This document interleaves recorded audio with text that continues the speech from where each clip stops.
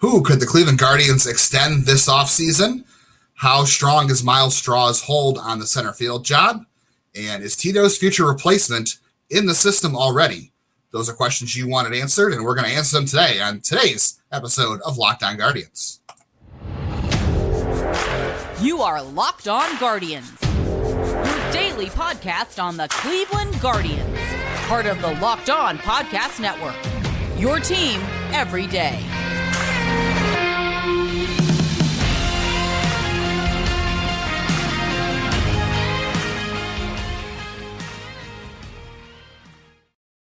Hello, everyone, and welcome to Locked On Guardians. I'm going to adjust my camera here. I'm one of your two co-hosts of the show. I want to take a minute and say this episode is brought to you by FanDuel Sportsbook, official sportsbook of Locked On. Make every moment more. Visit FanDuel.com/LockedOn today to get started.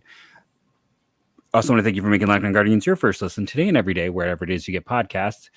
And I want to remind you that we cover your team every day.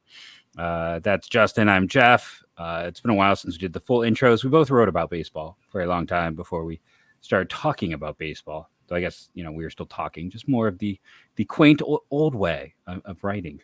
You were writing with the quill, right? The quill and ink. Yes, the quill. And I mean, I had to hunt down the bird with a bow and arrow to get my quills. It's not that hard though, because I just random turkeys walking in my backyard some days. So it's turkeys, raccoons, deer. I mean, deer are every night. I live in the middle of nowhere. It feels like, even though I'm like 10 minutes outside Milwaukee proper. But that's enough of that backstory. Though a funny story before we get into it, my mother moved out here and she's like, "Are the deer vicious in Milwaukee?" And I'm like, "Fear the deer." What? Yes, because she saw all the fear the deer signs. I had no idea what it meant. So she's like, "Are they like really mean?" I'm like, oh no, I have to explain this. So yeah, it's kind of a funny moment for people out there. But they're not the moose. That's fear of the North. We the North. That's the moose. You should be scared. You should be afraid of moose. You hit a moose, you're gone. Yeah. That's one of those things. Yeah. But we got a packed show today. Yeah, we do. And fear Mike Moustakas. He's always lurking. Mike Moustakas is not to be feared anymore. He does not have a team, so he's always lurking, though. Always lurking. I think I saw him just outside that window right there. I think. Let's be honest. The new Kansas City Royal who is going to be torturing Cleveland is Franmil Reyes. Let's be real here, and probably like Bobby Witt. I don't know. Who is Franmil Reyes? So there's always something. We got some Bobby Witt chatter for later, unless you want to do that list now.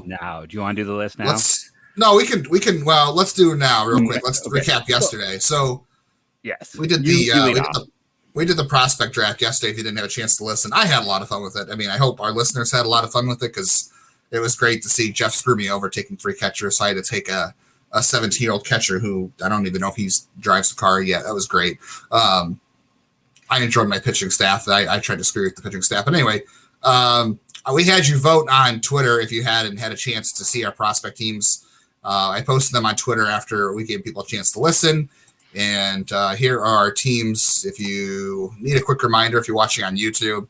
But you voted on Twitter who had the better team. And, Jeff, guess what the results were? Who do you think won, Jeff?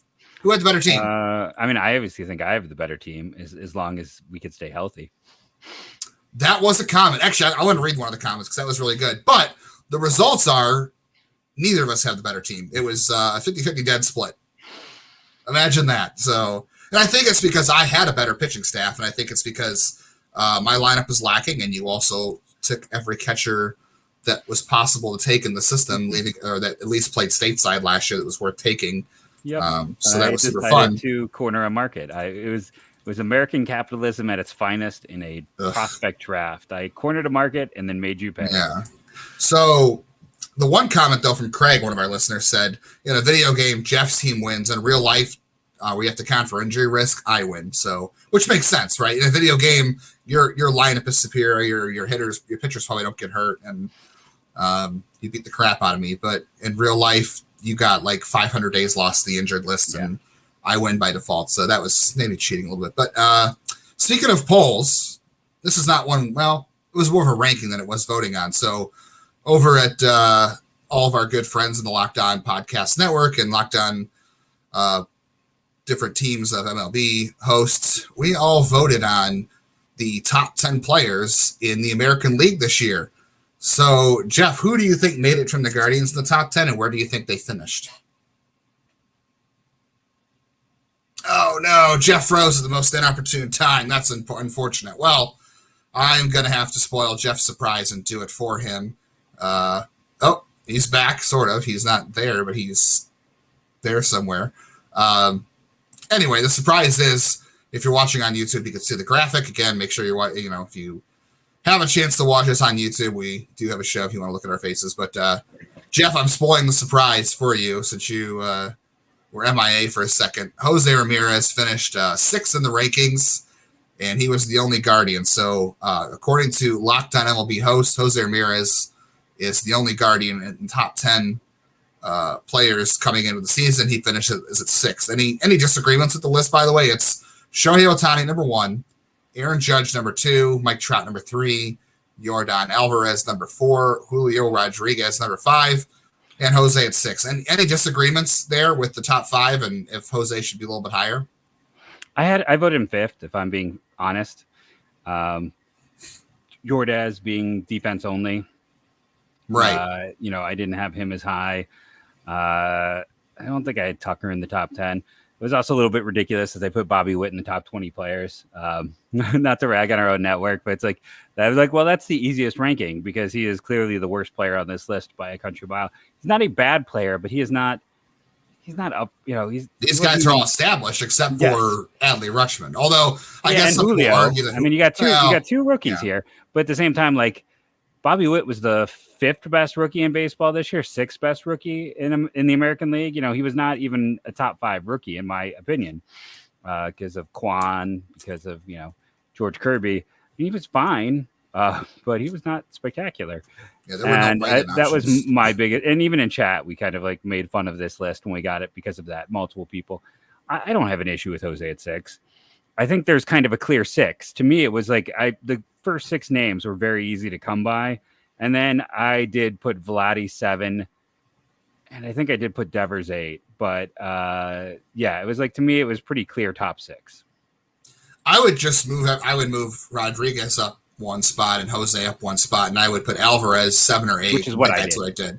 Yeah, because Alvarez provides no defensive value. Yeah, of course we always are, except for how we value catchers apparently, or just when we want to take them. So that was the top 10 players in the American League as voted on by the Locked On hosted MLB podcast. So we covered that. We covered the prospect draft yesterday if you haven't had a chance to listen. And then coming up, we are going to answer a lot of questions. We got a lot of questions for our Mailbag episode today. So, Jeff, I am ready to answer those whenever you are. Yes, we are going to answer a bunch of questions. But first, I want to talk about our fantastic friends over at Buildbar.com. I know them. I love them. I don't think Justin has gotten a free sample yet. It's been a while since they sent us one. We are overdue, so Justin can join in the joy of Built Bar. Listen, I talked about just this very week. One of my students didn't have a snack. I gave him a Built Bar. Most kids don't like protein bars. She came back yesterday and was like, hey, you said you're going to bring more. And I was like, oh, yeah. Hey, I got one more in my bag. And she ate that as well. So kid approved, I can say. This is not only is it something that is healthy for you, 170 grams of 17 grams of protein on average, 170 calories, less than 5 sugars. And you can now get them at Sam's Club and Walmart. You can get a big mix at Sam's Club, as is their way. You get the smaller one at Walmart. I still say go to BuiltBar.com. Use that promo code LOCK15. Yeah, you got to pay shipping, especially because the Valentine's deal is over. But this is where you get to try all the flavors, and that's kind of the fun. Right now, the double the chocolate, their double chocolate bar is one of theirs. Their maple donut, the lemon dip cheesecake, banana cream pie, a grasshopper cookie. I'm telling you right now, that's the one to go with. But you can't go wrong. The only one I had an issue with is the white chocolate, so avoid that. But if you're a white chocolate person, maybe that'll be good for you. But it's a fantastic bar. It's great for you. It tastes good. Again, low calorie, low sugar, high protein, kid approved. BuiltBar.com. Go to Sam's Club, Walmart, or use that promo code LOCK15. Got to order some soon. I keep saying I'm going to do it. All right. So our first question, Jeff, comes from Chad, who, by the way, Chad, I believe, still works at Fangraphs. Does he work at Fangraphs? Yes, he does. He does pitcher list and rotographs. Big guy on Auto New Fantasy Baseball. Check out his work. It's Chad Young on Twitter. I'm not really a big Auto New Fantasy guy, but I play a lot of fantasy leagues, and I do read his content regularly. This is a doozy of a first question, by the way. It's September 1st, and the Guardians are healthy, and they have their ace on the mound. The rotation is lined up perfectly. Who is pitching that day, and who will be pitching the next 4 days? This is a hard question to answer right off the bat, so we're just taking the tough ones right away. No, I shouldn't say tough, but tough or ones to make you think. So their ace is on the mound September 1st, and the rotation's lined up perfectly. That's obviously Shane Bieber, correct? On yes. September 1st? Yes. Okay, they're 100% healthy. So Shane Bieber's pitching that day. Who is pitching after Shane Bieber the next day? It's obviously McKenzie, right? Yeah, I would say Triston McKenzie's going the next day. So who is going on day 3 on September 3rd? Cal Quantrill. We're sticking with Cal Quantrill? Mm-hmm. Yeah, I'm gonna go there too. I think they're still. He's got the track record, and he's been the most productive. Yeah, I don't think they're gonna. I don't know. I guess the question is, will they acquire somebody better than him or promote somebody better than him? I'll go with Quantrill, kind of a known quantity right now, so we'll go with him. Who is pitching on September 4th if everybody's healthy? Aaron Savali. Okay, you're going with Aaron Savali? Wow. Okay. He had some good data last year. As long as he is healthy, I think he is still their guy, and he is still in camp. And as of now, we talked about those top end pitchers. Unless someone like Tanner Bybee forces away by September 1st, Espino's pitch count's going to be very high. Joey Cantillo will have a pitch count. Like a lot of these pitchers are going to be a little bit safer and softer handled. Gavin, they're only going to promote if they promote one of them, one of Williams or Bybee. They're not going to put themselves in that situation with 2 guys from that class getting promoted. So, right. Yeah, they're kind of maybe Logan Allen makes some sense, but because you're going to have to add him at the end of the year and they pre-promoted guys. But I think Savali has a little more upside / juice, but that is, of course, is he healthy? Yeah. If Aaron Savali is healthy, I guess does this presume that they've been healthy all year, or does it presume they're just healthy right now? I guess is my question. I'm presuming that everyone is available. I'm just presuming everyone's available.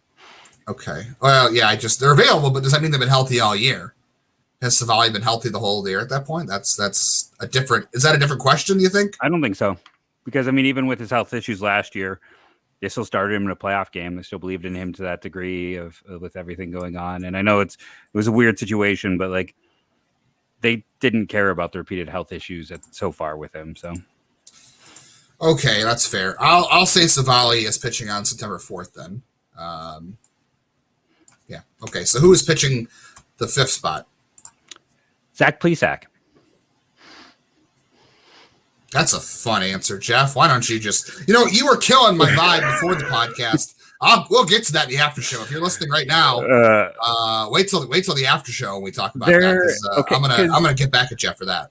Okay, so here's my thought on this. I know we all want them to improve, and it's certainly possible they could, but I also think one of the things they're going to want to do with Plesac and Savali in particular is let them pitch. And if they're pitching well enough to be in the rotation at that point in time, you want them to pitch the whole year to increase trade value.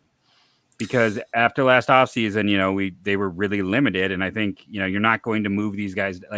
If you're not going to have Plesac in a starter role, then you're almost better off waiving him. It's to that point where if he's not good enough to be your 5th starter after all these years, then he's not going to have much trade value in the offseason. And then this team hates to have those Franmil Reyes situations where you end up getting nothing for a guy. So I think that there is a chance that we just see that same rotation. And then I think a chance for a big, now either if someone has a huge first half, they can maybe ship them away, but that doesn't really seem to be the way that trades work anymore. So otherwise, I expect to see the same 5, honestly. They might open up and go to a 6th at some point to give some late rest to people, but I think the top 5 is still the top 5.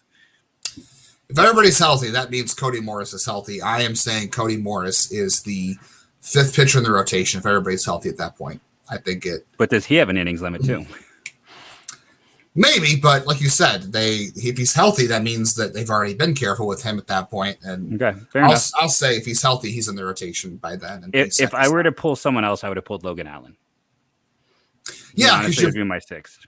Yeah, because he's got the most buildup of all the guys for sure. I mean, I would go Bybee too, because obviously Bybee was healthy last year, but that also means a 40-man spot. But I'm also going to continue to say that I feel like it is going to be awfully hard for them to keep Bybee away this season. I just think he's going to pitch that well, but we'll see. That's a future conversation.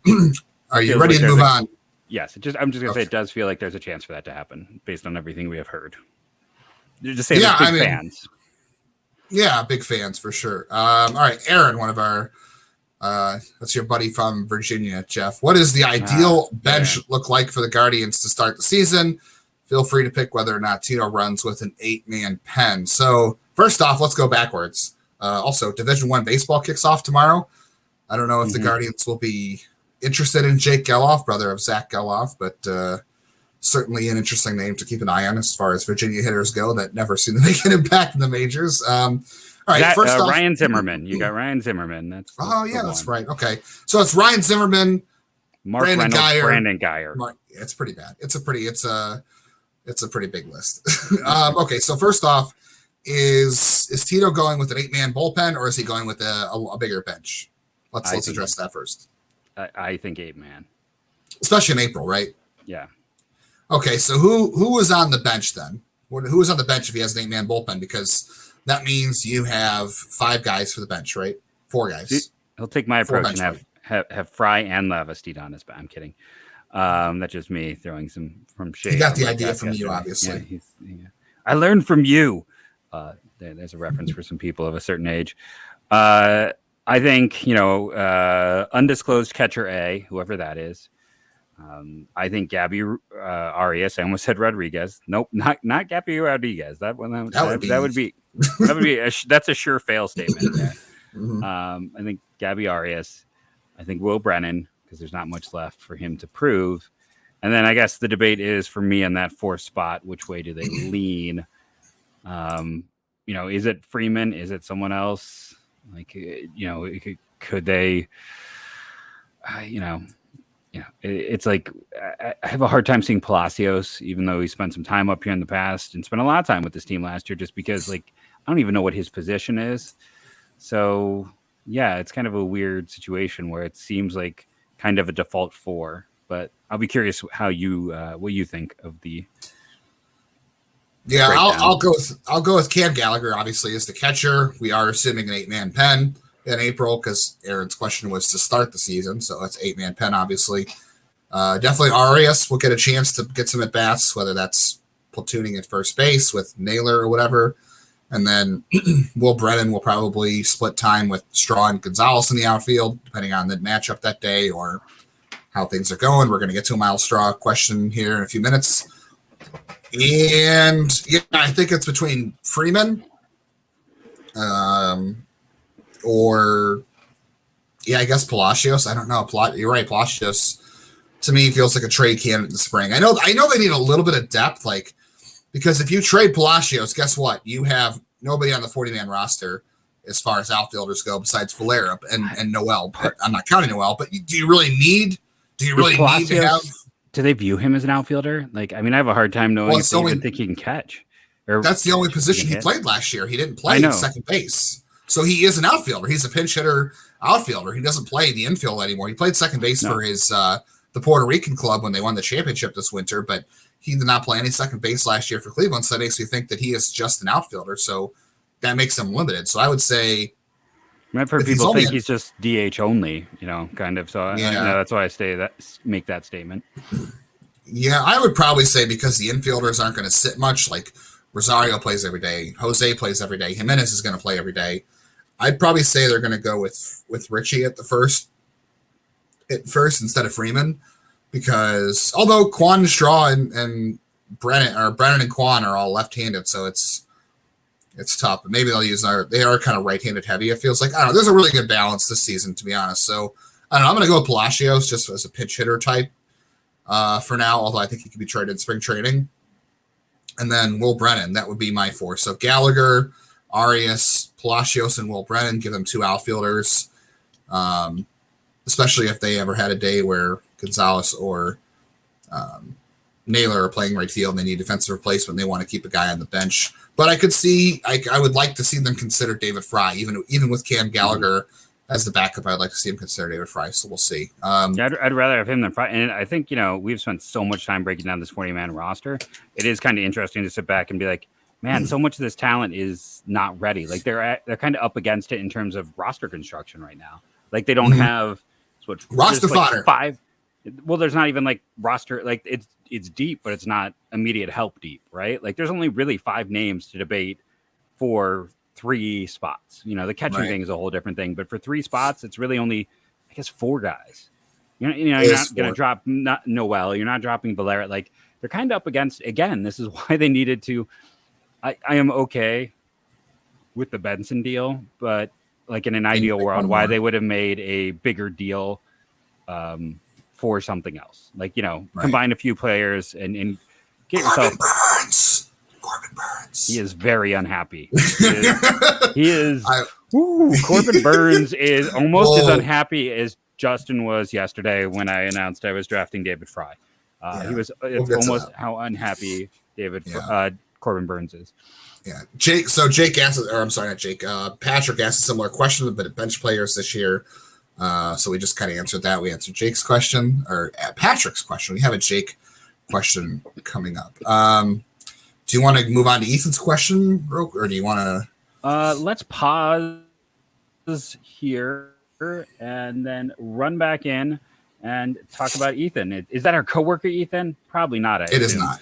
But shout out to Ethan of Locked On Pirates. Locked On Pirates, nice guy. He is someone who knows about FanDuel as a host on this network, and the midway point of the NBA season is here, and now is the perfect time to download FanDuel, America's #1 sportsbook, because new customers get a no sweat first bet. What's that mean? It means that you get a bonus bet if your first bet doesn't win, up to $1,000. Just download the app today. It's safe, secure, and super easy to use. Then bet on everything from the money line to the point scores and threes drained. Again, bet the over on the Guardians. That's our go-to here. Plus, FanDuel even lets you combine your bets for a chance at a bigger payout with a same-game parlay. I still think parlays are a little bit of a sucker bet. That's just me. No offense to, I know Justin does them, but it's, as mentioned them, you're making your life harder. So don't miss the chance to get your no-sweat first bet up to $1,000 when you go to FanDuel.com/LockedOn. That's FanDuel.com/LockedOn to learn more. Make every moment more with FanDuel, an official sports betting partner of the NBA. And for people who know more about this stuff, let me know if I'm wrong or not in the comments below. Yeah, when it comes to parlays, don't ask me how many I've won since joining FanDuel. It's been very few. It hasn't been 0, but it's been pretty few. So it's been tough. All right. Ethan wants to know, what do you think an extension looks like for Kwan, Jimenez, and Triston McKenzie, and how realistic is that the team and the player would accept those terms? I feel like the Kwan extension out of all these 3 is going to be the easiest. Yeah, because he doesn't have he's not going to command a lot of dollars because he's not a home run hitter. Let's be honest. That's kind of what it commands. I don't have a good comp for that, but I could see he didn't get a lot out of college. He's an relatively older player too. There's a lot of reasons why, he's more illogical, and he's not big. Traditionally, those guys don't get paid. Like, there's a lot of things against him. I said I would have done something similar to the Michael Harris signing. Like, I still think, that's a heck of a deal for Atlanta. I use that as my baseline. What was the total on that? Was it 5 and 30? No, it was like, it got 2 years of free agency bought out, 8 years, $72 million. Holy cow. Okay, well, but that's only $9 million a year. Like, I know, yes, you're buying out some arbitration years, but like, that's $9 million a year. Any player for $9 million a year, that's a good deal. And you're buying out two years of free agency. Yeah, my question with Kwan, and this is not to devalue what he does as a player, and I enjoy watching him, and he's been a great story, but you have to look at 2 factors here. Like you said, he's 25. He won't turn 26 until quite near the end of the season. How many years do you really want to keep him for? Like, I know he's a good player, but this is not the kind of player you're looking to maybe add or keep into his mid-30s, right? Because I assume those years, Sorry, I'm doing everything. I'm the interrupt king. Yeah. Exactly. Well, it's fine because I know what you're going to say. You're going to say some of those years are going to be club options is what's going to happen at the back end. And that's fine. That's how they should do it. But I mean, you're talking about maybe keeping a guy to age 32, 33 season here who relies on contact and a little bit of speed. That's all. The contact thing shouldn't be a problem. Really, the speed eventually could be because that's, Father Time gets us all. And also he is a small player stature wise, and he did have hamstring issues in college and in the minors in 2021. So like you got to be cognizant of that when you're talking about a long-term extension for Kwan.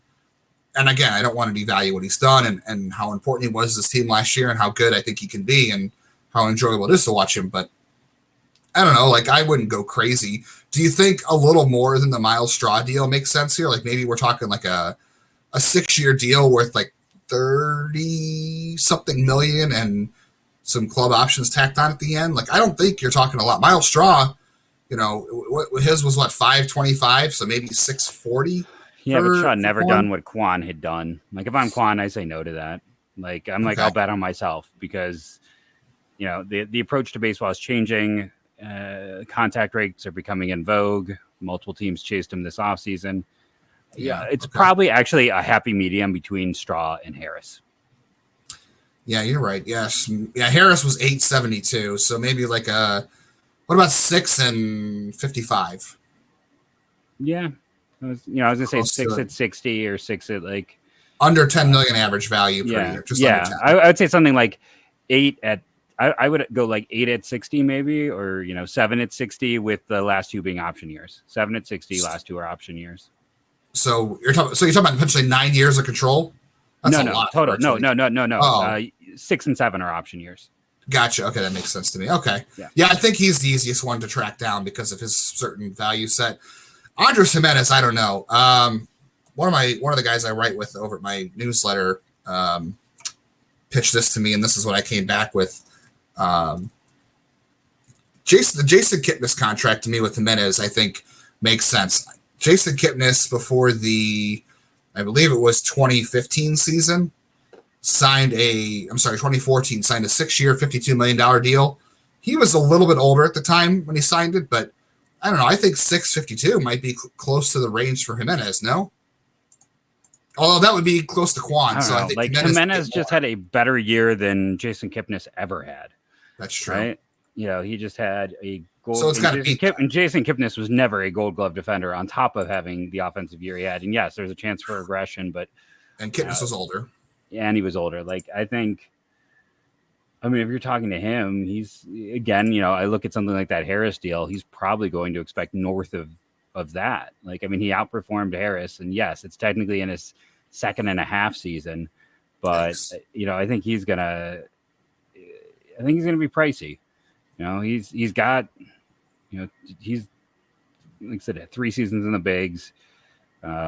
He was not arbitration eligible this past year, or he was not, right? Who? Yeah, because he only had 2. Yeah, he only had 2 years of service time. So you get him for 23, 24, 25, 26. You still got 4 years of control. So I guess there's a chance just because of that. The first year here was not ideal. I think Jimenez is the least likely of them to sign. If I was ranking the 3, I think Sticks is the least likely to sign. I think there's a chance Triston McKenzie takes a deal because of his history. I don't know really what a Triston McKenzie extension looks like, truthfully. By the way, Jason Kipnis signed his deal in 2014 at age 27, and that was a 5-year deal. So if you're talking about getting Jimenez through age 32, you are talking an 8-year deal. So I think you're spot on with that. The Harris deal probably makes a lot of sense. Yeah, I don't know. My ranking is definitely Kwan, Jimenez, and McKenzie, and then Jimenez because I think like pitchers it's more know risky for a pitcher. But they also know the value's there, right? Like once you get out, you get paid, even with your risk. If you are a productive starter, you're going to get so much more in the open market. And see, I mean, he's 25. He'll be 26 this year. You get him through, let's see, so you're getting him for 23, 24, 25, 20, same deal as Jimenez. You get him for 4 more years. So he'd hit free agency at 29. Yeah. And that's that thing. Like he's probably, one can make a strong argument. the last thing you should do is sign an extension, because if they're getting any of your free agent years, then you're hitting free agency in your 30s instead of in your 20s. So, well, he's already eligible next year. So the thing is with Jimenez, with Kwan, this is why I think it's easier because it's earlier on. He's further away. Jimenez and McKenzie both go to arbitration next year. So this is the spring to get it done. If they don't do it, it's not going to happen this spring. Yeah. I just don't know what McKenzie extension looks like, because he is just not like any other pitcher, like you've pointed out for years. And the track record of health isn't good. Again, he pitched 191 innings last year, had no injuries last year. So there's that. But I don't know. If I were him, I'd consider extension just because of that risk. But if I'm the Guardians, I'm also being careful because of the risk. So it's a tough one to nail down for me. I don't have a good comp. And then Jake asked us, who do you most likely seeing the Guardians extending? I think we both agree it's Kwan. So we answered that. I also think, whether or not it has a big effect or not, that the TV thing is going to cast enough of an uncertainty or an excuse of uncertainty that I don't think we see any extensions. Jake had two more questions, and one of them had to do with the Bally situation. We're gonna move that to the after show on YouTube, just because it was the third question from Jake, and because we've talked about that before, but it's a convoluted answer. So want to get to other ones. Doug, how bad will Straw's numbers have to be before they make him the fourth outfielder, and how many games will they give him before making that determination? I would say Myles Straw would have to be as bad as he was at his low point last year. If Myles Straw starts the season out as bad as at his low point like he was in 2022, because remember, Straw ended the year on a solid note. He wasn't like great, but he definitely was better in September than he was, June, July, and August. I would say, let's see, June he hit 149 with a 231 on base. So I would say that would have to be Straw's numbers in the month of April and maybe a couple weeks into May. If it continues like on that course, I would say then you might go to Will Brennan and then maybe use Straw as a defensive replacement / pinch runner / maybe go into platoon. That would be my guess. So I would say his numbers have to be as bad as they were last June, at least 6 weeks into the season before they make a move. Doesn't matter what his numbers are. They're not making a move. And the reason I don't think it matters is they spent years trying to get him. And they spent years trying to get a plus defender in center field. They knew Oscar Mercado was going to be at best a league average bat, who they hoped to give them above average defense. That didn't happen. They've been chasing Myles Straw for at least 2 years before they added him. They signed him to a contract knowing that he overperformed after they got him, knowing the indicators showed regression. He is here for his defense. That is what they liked. They gave him an extension for a reason. Yes, it is not huge money, but he is their guy. And just the same reason that Austin Hedges was the worst hitter in baseball for a 4-year span, and he was still an everyday player, is there are certain positions where defense values, defense is 70 to 80% of how this team views that position, and anything a hitter gives is a bonus. So as much as everyone wants to get, and on top of that, he's a clear leader on this team, which matters to someone like Tito. Remember when he wanted to fight the Yankee fans? You can't tell me that's something that isn't going to keep, him as one of Tito's guys. He's a good friend of Jose's as well. Like, there's a lot of reasons above the hood and below the hood why it doesn't matter. He can hit his weight and he'll be starting. I agree. And for the record, so Myles Straw in July last year, 278, 323 with a 301 average on balls in play. That was a 95 WRC plus. I think that is what Straw is capable of. I think he can do that. And I think he's like an 85 personally, but it's in the range. It's in the range. Like he started off April last season very hot, 291, 387, 125 WRC plus. I think that's well above his range, but I don't think the months where he was 53 and 22 in terms of WRC plus are as bad as he is. And his August was also abysmal, by the way. He hit 093 in August. I don't think he's that bad. I would say he's closer to the guy in July, or even the first half. The first half was not great, but he had a 305 OBP and a 70 WRC plus. So I do not think he will play bad enough in order to even consider benching, but we shall see. And then that's not our final question. We have more questions, but maybe we can move some of these questions to the after show as they are a little bit deeper into the weeds and also Yeah, and also some triple double up questions from people. But Richard said, "Is Tito's future replacement manager?" He asked, not said. At manager already in the system, and if so, who do you think it is? Do you want to go first on this one? Because I have two clear names in mind. I would not be surprised if they're not in system, but I also wouldn't be surprised if they are. I know that's super wishy-washy. They've done a lot with developing people, and they kind of know, but it's also been interesting to kind of watch them be okay with guys leaving. It's more about, at this point, I think any replacement for Tito is going to be someone who I do think it's going to be internal, but I think a degree of it is just like who's going to get in line with every bit of the organizational view. Like this is turning into an assembly line, and in a good way. And there's some views and approaches, and it's going to be who they think can get along with players, who can be the guy who can manage the personalities, which is what Tito does best. Of keeping guys up when they're up and making sure no one gets too down. But it's almost more of a counselor position than anything else. So I could see it. If there's someone who is really super loved in that clubhouse, I wouldn't be shocked if that's the next manager. Yeah, as far as the Major League staff, I really couldn't tell you. I don't think there's anybody in the Major League staff that I would really point out as I guess it could be DeMarlo Hale gets another shot, maybe, if they're talking continuity. Because really, like you said, it's one guy you got to get behind, but it's about the whole staff. So it is a whole staff approach. My guys, if you're talking about coaching managing prospects in the system, my first guess would be, can they lure Kevin Cash back to Cleveland? That would be my first thought. Agreed. But if not, the two guys in the minors I continue to look at are Luke Carlin, who is the catching coordinator, has that kind of track record. Because I don't know if you can find, if you're trying to find another Tito is that's a hard thing to do. We're talking about a Hall of Fame manager here. And I know some people have had their, doubts about him or issues with some of the things he does, but he's a Hall of Fame manager. One of them. Yeah, but what he does when it's not game time is what really matters here. Short of bringing home Kevin Cash, I would say Luke Carlin, and the other guy I would say is Greg DeCenzo, who moved up, like we talked about. I think I talked about his one of our shows, or maybe it was my other podcast, where he went from being the Lake County Captain's high A manager for 2 years. Now he is the bench coach in AAA. I would not be surprised if he has some role on the Major League team, maybe come September or come next season. Those are my two internal guys. So I would say Kevin Cash or one of those two guys would be the ones to keep my eye on for future replacements. But it depends. That really depends on when Tito goes. Is it this year? Is it next year? Nobody really knows except for Tito and how he's feeling. So that was a lot of questions.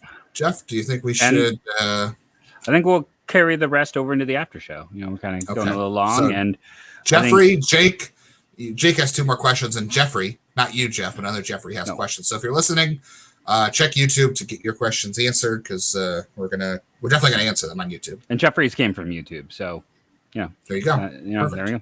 But thank you for listening, rating, reviewing, downloading. It helps. I appreciate it. I've noticed our shows kind of start slow this week and then peak up. So I appreciate everyone who's going back and watching. I understand life is busy. If you're in the Milwaukee area, hey, maybe you're snowed in today and just got to catch up on a whole bunch. But thank you all. We appreciate the Locked On Guardians team, and go Guardians, go. So which of your questions 3 am I answering here? We could go. We have more than 3. We have 3. The first, either Jeffrey, or we have 2 more from Jake. The same. Jake. Why don't we split them up? Jake, Jeffrey, and then. Okay. Let's start with Jake's second question. Outside of Bieber and McKenzie, who is the starting pitcher that makes the biggest impact in 2023? Ooh, that's a good one. Maybe we should have put that in the audio portion. I still think it's going to be Quantrill, just based on the number of starts. Even if obviously I'm a huge Cody Morris believer, but I don't think he's going to get have the sheer opportunities to have a impact. I think it's Quantrill, just because the ability to make an impact is you have to start a lot of games to get there. So If you're just talking pure impact, like maybe the biggest impact late in the year, again, I will say they have to add Daniel Espino to this roster at the end of the year to the 40-man. If they decide to make him a September closer, and if this team makes the postseason and you're making him, well, not closer because he got Class A, but if Espino is brought in September to like be an 8th inning guy, and then you've all of a sudden got Henches and Stefan in the, is your 7, 6-7 along with 99, like it's going to be like he could with those limited. Exactly. This is getting a little too hot in here. But yeah, I mean, that sets you up, for just an unbelievable bullpen. So in that case, it may not be the overall huge impact on the season, but if you want to talk about who could end up having a huge impact in this team, if they could win it all, it might be Espino. Yeah, that does sound about right. Yeah, I would say I would agree. If Espino has enough innings left in his season at that point, because really, if they try to get on the 40 and bring him up, there's no guarantee he has enough innings, because they are definitely going to have him on an innings limit. That's for sure. So how many innings he has left by the time he gets up here will be the question as far as impact. Maybe they manage it to where he can be a September bullpen option, so they save some of his innings for that. It's a good one. Yeah, I would say regular season. That's two questions, right? So who has the most regular season contributions? That's definitely Quantrill, because he is the most reliable pitcher on your staff right now outside of the first two. And if you're talking about postseason, I would prefer, again, not to sell Quantrill short. I would just prefer that the game 3 pitcher in the ALDS or the wild card round or even ALCS is not Quantrill. I would like it to be somebody that has more bat missing ability, relies less on contact. I don't know.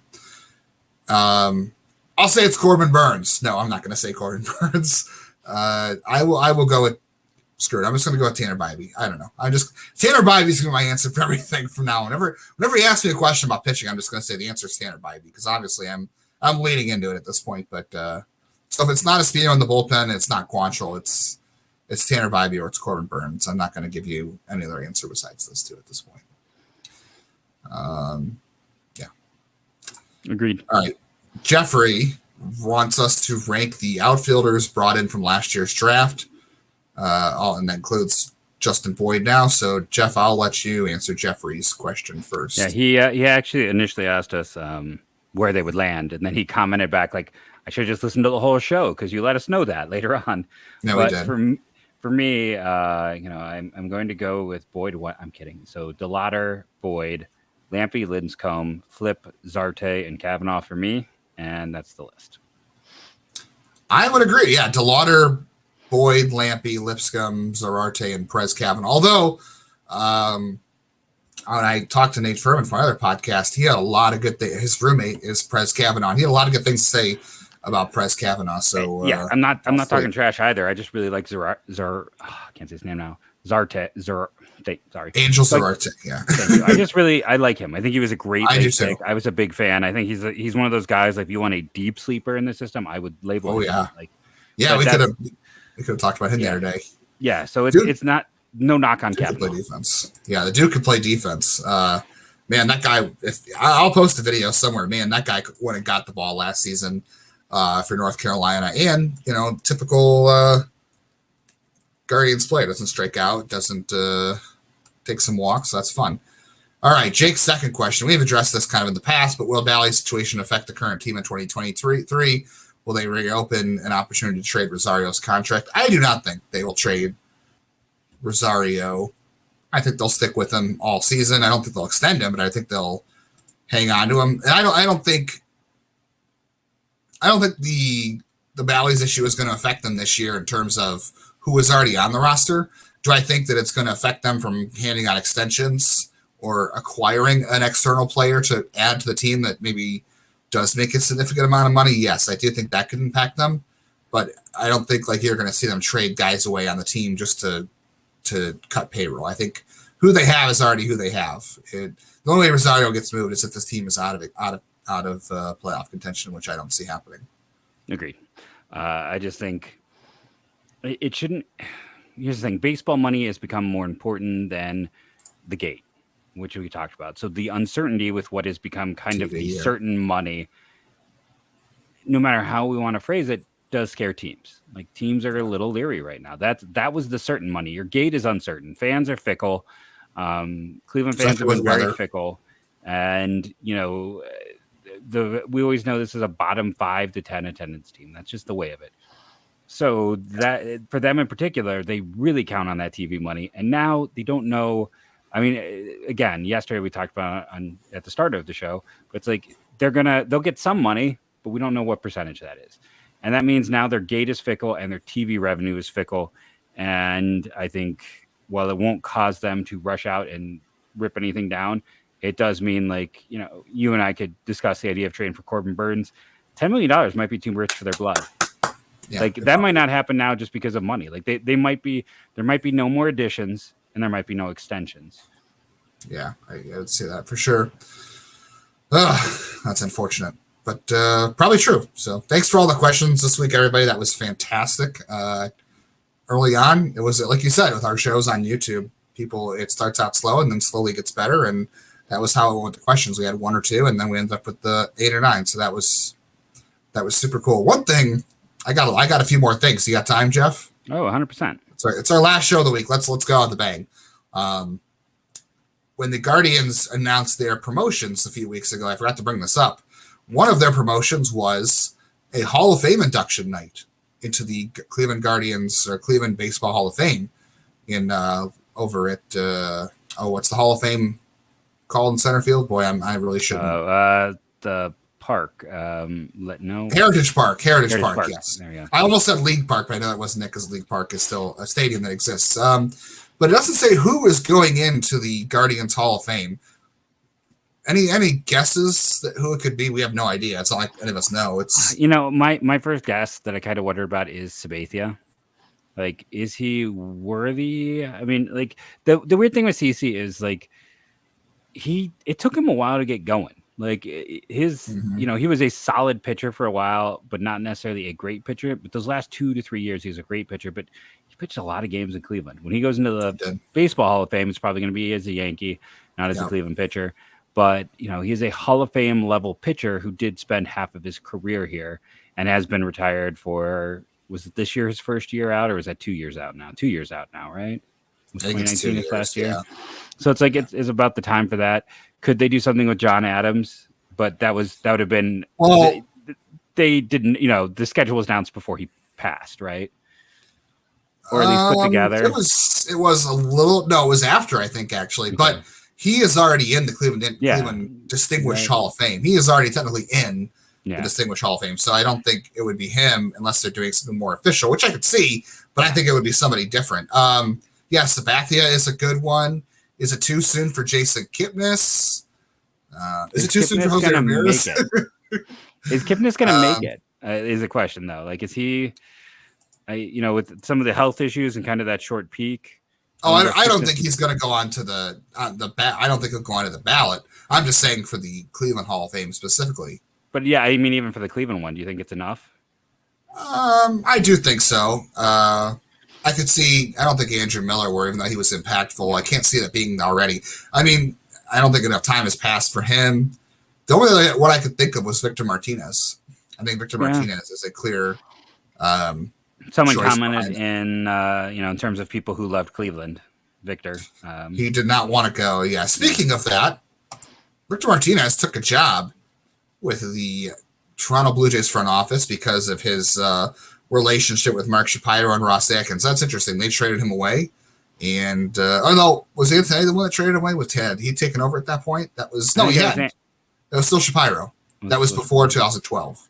Yeah. So it was Shapiro. So Shapiro trades him away, and clearly the relationship wasn't fractured too much. He took a job with the Blue Jays. Disappointed at all that job isn't with Cleveland. I mean, Antonetti was still in the organization at that point, so it's not like he didn't have a relationship with Antonetti, but he also played for Tito in Boston when he got traded. I don't know. Like, where does he reside? Like, is that a closer deal with his family? I think Florida. Is it maybe Florida, an easier direct flight? Is he being assigned to work at something in the Florida area too? Like, they do have their spring training and official complex down there. So, and with their complex down there, that's probably makes more sense. Like, I think it's a good old special assistant role. This is like, well, we'll see what he can do. But it's, it's good for him. I'm not like heartbroken about it. I'm just happy if Victor's happy, I'm happy. That's all.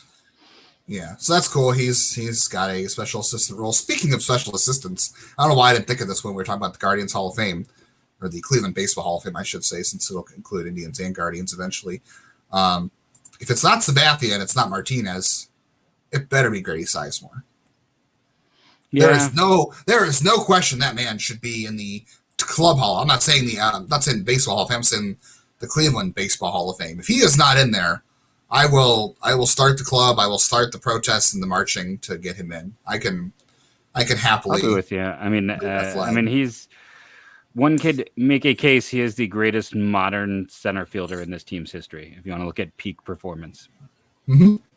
I don't have a special coffee mug for him, but I can make some, or I can get something out there to start the propaganda. Let's do it. If you're with me on the Grady Sizemore Hall of Fame bandwagon, let me know. I will organize. Do we want to do mugs with him?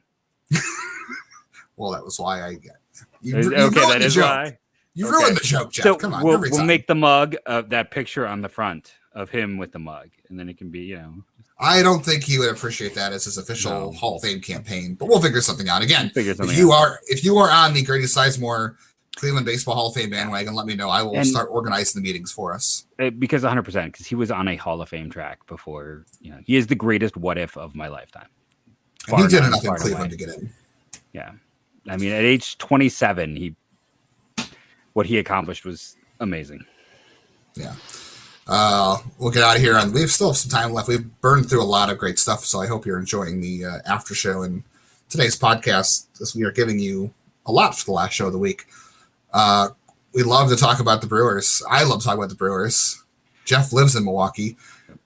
Jeff, you should ask how good the relationship is between Brewers GM Matt Arnold and Corbin Burnes. Because you know what he said today, Jeff? Do you know what he said? Can we, before you tell me what he said, can we say that the Brewers decided $600,000 was worth rooting $740K? Was it even that? I thought it was. They were at 10.1, and he was. So either way, they thought that $750,000 was worth.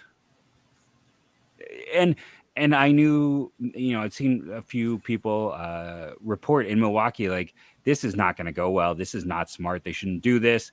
There was worry heading in, and then it was bad. Corbin Burnes said that there is no denying the relationship is hurt from what transpired in arbitration. He mentioned that they used some sort of argument that his performance down the stretch was the reason they missed the playoffs. I don't know how you let it get to that point in arbitration. Over 700, like if you were like $5 million apart, all right, whatever. I don't want to disparage anybody that works for the Brewers that I like. And people. I know. Yeah, whatever. 700 or whatever it is. It's less than $1 million. Yeah. Corbin Burnes is essentially the most important player on your roster next to Brandon Woodruff. I mean, I know they have important hitters, but this team is built on the backs, like Cleveland is built on the backs of their two aces. They were probably not going to extend him anyway. Certainly not going to now, and he's still going to go out there and pitch his rear end off because that's what he does, and the dude wants to get paid in 2 years, but this is why the Guardians do not go to arbitration. Like Trevor Bauer was a unique case because he just wanted to go to arbitration just because he is a contrarian. He wanted to have his joke about 420 and 69. Yeah, whatever. It was just his thing. But the Guardians, except we talked about it, Vinny Pistano and Josh Tomlin were the last couple of cases before that, and Vinny Pistano, made comments that he didn't like it either. And Bauer didn't like it. Bauer, go back to that. I mean, he's the last. But that's his own fault. I'm sorry. Yeah, that's Bauer's fault. He wanted to go. Cleveland probably didn't, and he wanted to. Yeah, but then he got mad when because it's arbitration, so it's not like they're going to sit there and say nice things about you because they're trying to bring down a value. And again, Bauer's choice to go in and have that happen. In this case, it was the Brewers' choice. Like at that point, you're really going to argue over $700,000. Okay. I just don't understand why the Brewers did this. This is why Cleveland doesn't do this. By the way, Corbin Burnes in September if you're talking about was the reason he missed the playoffs, he had an ERA in September of 3.30. I'm sorry, he had a 4.81 ERA in August. So I guess complain about that. That was probably their argument because he had a 3.30 ERA in September and a 2.79 FIP. So his August was a little below average, but he also still had a pretty good month in August. It wasn't fantastic by his standards, but that's what they're going to blame it on. That was one of their arguments to knock down 740K. Like, we don't know the whole story, obviously, but. And they're a team kind of in trouble because we know Burns he's on the fever train 2 years out, but just let me finish real quick here. Not only is it Burns, but it's Woodruff, who's 2 years out. It's Eric Lauer, who's 2 years out. It's Willie Adames, who's 2 years out. It's Rowdy Tellis, who's 2 years out. This team is almost entirely hitting free agency in 2 years. Matt Bush is 2 years out. Oh, yeah. And they are stuck under the contract of Christian Yelich. And they are also a Bally's Network team. Yep. So that's an issue for them, too. So I don't know. I don't think the Brewers are going to be bad enough to where they're going to fall out. But, if anything does happen up there, and this is not something we're going to have time to mention, we really should mention, but they're going to miss Aaron Ashby for most of the season. They don't have a lot of pitching depth up there. They have a couple guys in the system that are solid but have very little experience, that don't have a lot of upside, but they're okay. If this team's pitching falters, they could fall out of it. And I don't know. I'm still going to wish cast Corbin Burnes to the Guardians. I don't know what it would take. And like we talked about, the money being an issue as far as Bally's and impacting what they can add externally.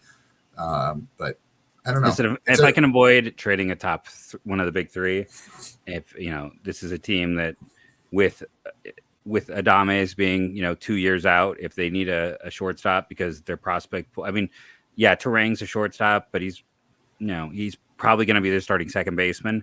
So it's like, if they need a shortstop of the future and they need a first baseman type, can you do Brocchio and Noel and somebody like Logan Allen? And because Logan Allen is kind of like a better version of Ethan Small. He's their type of guy. I'm willing to trade like 4 high value guys as long as I don't have to give up one of those big arms. I'm down.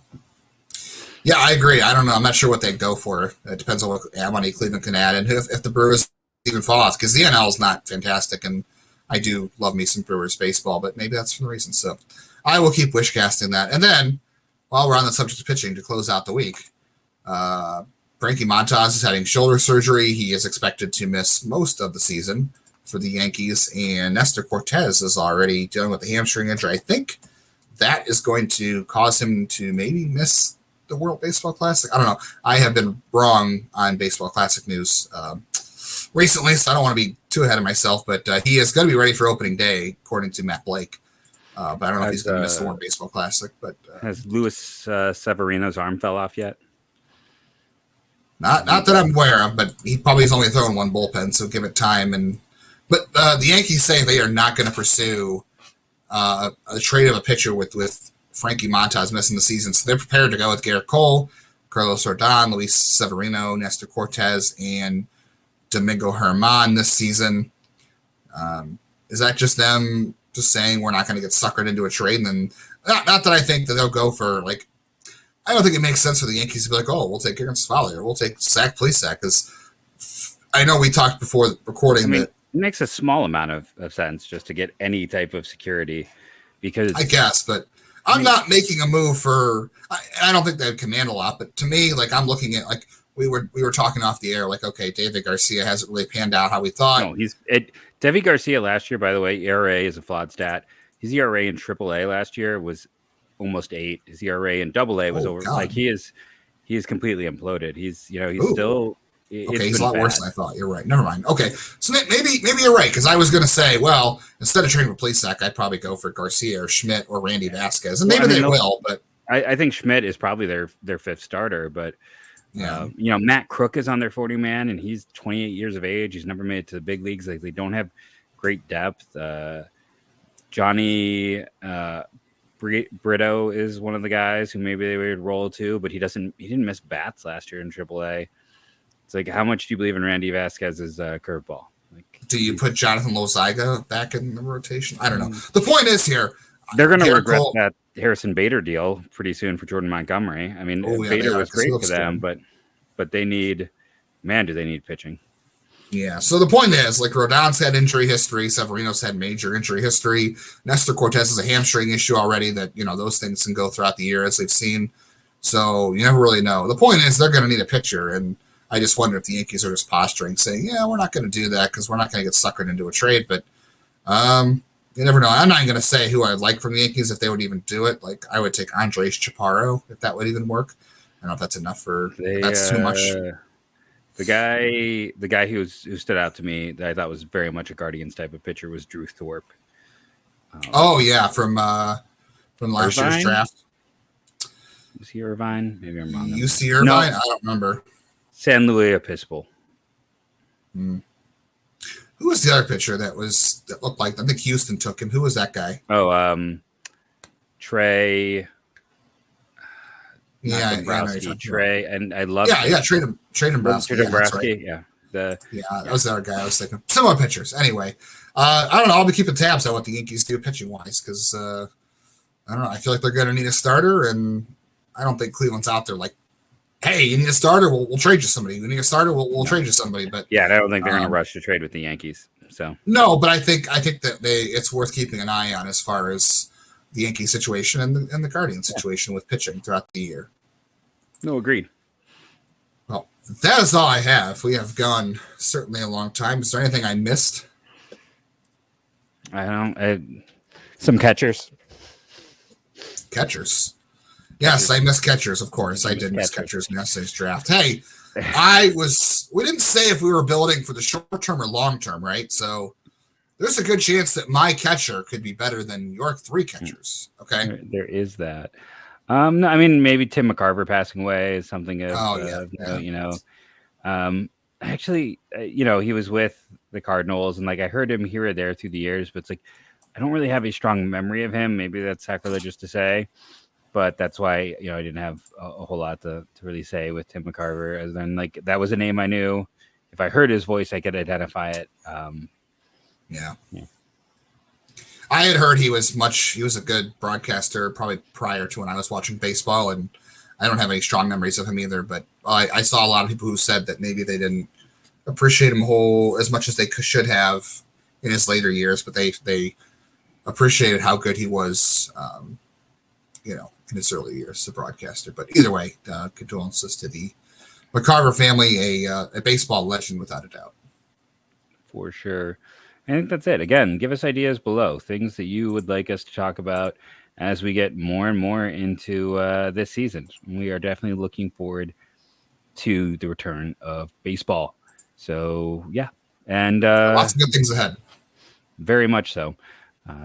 This is a team on the rise, and it's going to be fun to watch the blue chippers hit the majors this year. That's going to be the fun thing. We haven't even seen the peak of the wave hit yet. So, again, thank you to our Guardians, Locked On Guardians team, and go Guardians, go.